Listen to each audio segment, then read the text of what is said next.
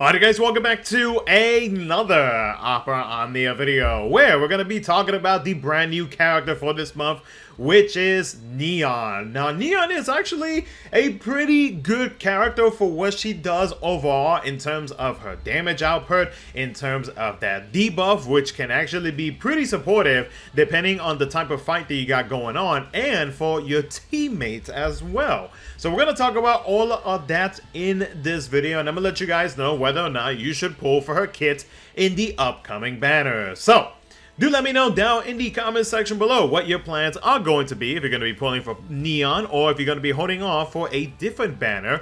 Let me know down in the comments below. And of course, if you guys do enjoy the video, don't forget to like, subscribe, do all that good stuff. Let's go ahead and jump right into it. So we'll first start off with Neon Skill 1. So her Skill 1 doesn't increase the turn count, and it does have instant turn rate. It deals a fire magic HP attack 6 times that allows for 180% stolen max brave overflow that recovers 20% brave in between HP attacks. It inflicts 2 levels of the Fires of Rage debuff on target for 6 turns. Now, when dealing weakness brave damage, it inflicts 2 levels of the Fires of Rage on the target for 6 turns.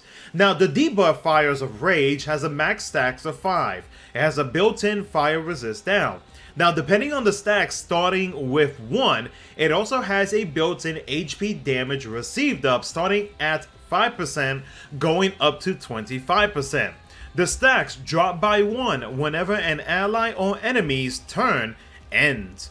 Now with her skill 2, it grants the Fiend of Fire overhead for 8 turns. It deals an AoE Fire Magic Split HP attack 4 times that allows for 180% stolen max brave overflow and recovers 20% brave in between HP attacks. It inflicts 3 levels of the Fires of Rage on all enemies for 6 turns. Now, the Fiend of Fire overhead provides the following: a 20% attack and max brave up, a 20% fire enchant and HP damage up, a 40% elemental weakness brave damage up, and whenever you are attacking a target with the Fires of Rage debuff and the turn ends, it recovers brave by 5% of the brave damage dealt per level of the Fires of Rage debuff. So at most you can get up to 25%. Now with her EX, it grants the Entrusted Black Crystal's power buff for 8 turns. It deals an AoE Fire Magic Split HP attack 5 times that allows for 200% stolen max brave overflow and recovers 50% brave in between HP attacks. It inflicts 4 levels of the Fires of Rage on all targets for 6 turns. It has instant turn rate and grants free ability use for 2 turns.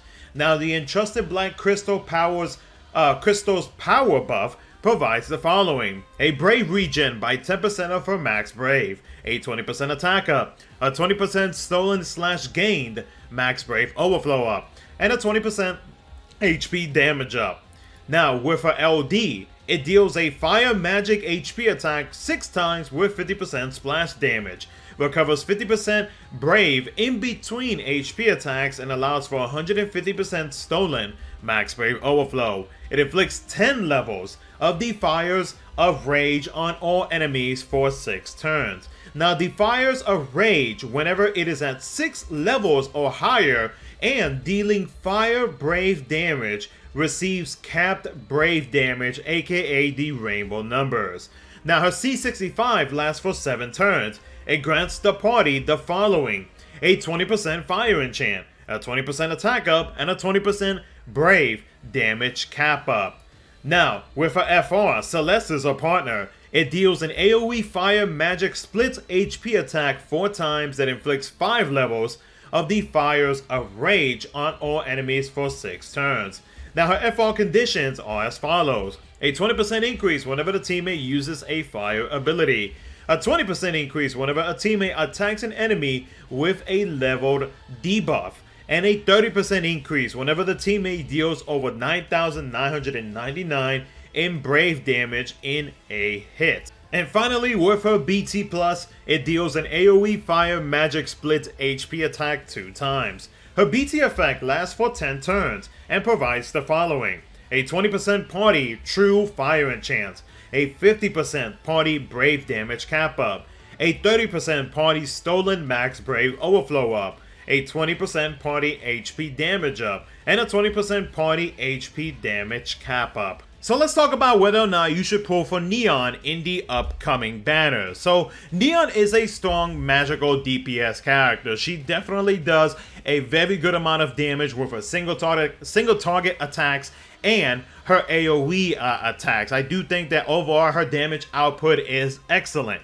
Her fire enchant, which she provides via her C65, which just provides regular fire enchant, but if you want the true fire enchant, which does combine with other elements, then you will have to activate her BT to get access to her BT effect. So you have two different options to work with when it comes to that fire enchant, but if you know that you are going to be pairing her up with a character that does have a different element other than fire, then that BT effect is going to be really helpful for you. She is a great option to deal with brave reduction. It's more so focused on that debuff, because so long as you have 6 levels or higher, everybody on the team that you are attacking a target with that 6 levels of higher debuff, then they will be able to deal capped brave damage, which in turn will definitely help you out. It is a very strong convenience, especially if, let's say, the enemy has a force time effect where they start reducing your brave damage output by a very big amount, and if they all of a sudden gain a whole bunch of brave, then having that debuff active can definitely come in handy, so that way you have some brave control over the enemy. So it's a really good debuff overall when you take a look at it, because everybody can take advantage of it and not just Neon. Now, her FR conditions, they are very easy to meet. Neon is literally able to provide everything so that everybody is able to meet said conditions. But the only thing about that is going to be if the enemy does not allow themselves to get debuffed, then you are going to lose out on a 20% increase in the HP damage bonus. So that would be like the only time where you would not consider using Neon, unless you're going to take advantage of a Force Echo and you're going to be relying on somebody else's Force time to be able to build up that specific Force time. Then that way you don't have to really be too concerned about it. But if you are going to be using her FR as the main force for the fight, then you need to make sure that she's not going to have any issues when it comes to debuffing an enemy. Her BT effect, it is a great BT effect, especially because it does have that the ability to be able to combine the fire elements with other elements, so you don't have to be too concerned about the fact that you cannot use any other characters with a different element with Neon. So that's not going to be an issue whatsoever.